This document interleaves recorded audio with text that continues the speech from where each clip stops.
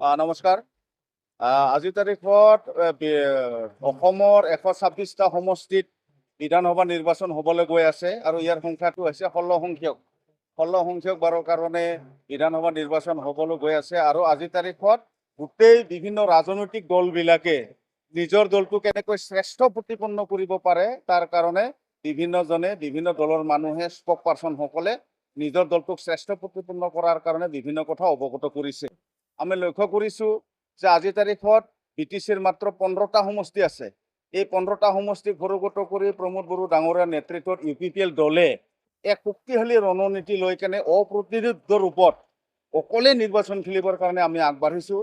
আমি আশাবাদী বিটিচিৰ অন্তৰ্গত 26টা জাতি জনগোষ্ঠীৰ মানুহে প্ৰমোদ বড়ো ডাঙৰীয়াৰ ট্ৰেক্টৰ পাৰ্টি বা UPPL দলক এইকাৰণে সমৰ্থন কৰিছে যে ইয়াত কেৱল মাত্ৰ এটা জাতি জনগোষ্ঠীক প্ৰাধান্য দি কেনে নহয়, বিটিচিত বসবাস কৰা বড়োৰ লগতে বিভিন্ন জাতি জনগোষ্ঠীক লৈ মুঠ 26টা জাতি জনগোষ্ঠীৰ আৱেগ, অনুভূতি, সাংবিধানিক অধিকাৰ, নিজৰ ভাষা, কলা সংস্কৃতিবিলাকক আপডেট দিবৰ কাৰণে UPPL দলে বিগত 5টা বছৰত কেনেকৈ কাম কৰিলে ইয়াৰ প্ৰমাণ বিটিচিবাসীক দি থৈছে।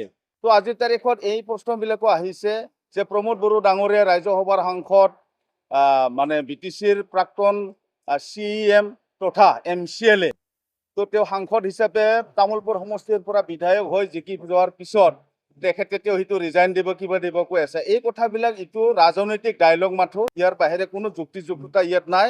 আপোনালোকে দেখিব দিলীপ শইকীয়া ডাঙৰীয়াও পাৰ্টিৰ সভাপতি হৈ আছে আমাৰ অসম প্ৰদেশ বিজেপিৰ। তেখেতো এজন MP হয় বা অন্য ৰাষ্ট্ৰতো এনেকুৱা উদাহৰণবিলাক আছে।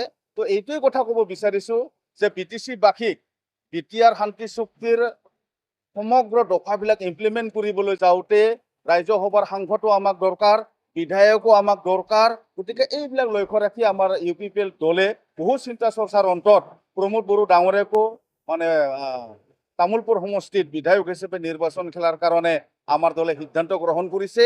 ই কোনো ভুল সিদ্ধান্ত নহয়।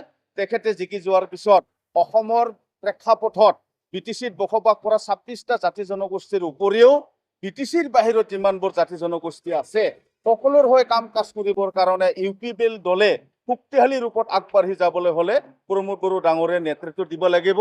এইটো ধৰক এই কথাবিলাক আপোনালোকে জানে যে বিটিচিৰ 15টা সিটত আজিৰ তাৰিখত NDA অৰ্থাৎ বিজেপি, কংগ্ৰেছ, AJP অন্যান্য দলবিলাকে যে ইয়ালৈ আহিছে তেওঁলোকক UPPL দলে আমি পৰিভ্ৰমী চৰাইৰ লগত তুলনা কৰিব বিচাৰোঁ।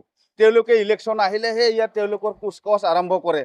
তেওঁলোকে নিৰ্বাচন আহিলেহে আমাৰ মাজত আহি বিভিন্ন ধৰণৰ আঁচনিৰ কথা কয়, বিভিন্ন জাতি জনগোষ্ঠীৰ কথা কয়। কিন্তু যেতিয়া বিটিচিত সংঘাত হয়, যেতিয়া বিটিচিত বিভিন্ন জাতি জনগোষ্ঠীৰ মাজত এটা উৰিয়া উৰি পৰিৱেশ হয়, তেতিয়া কিন্তু তেওঁলোকে ইয়ালৈ নাহে।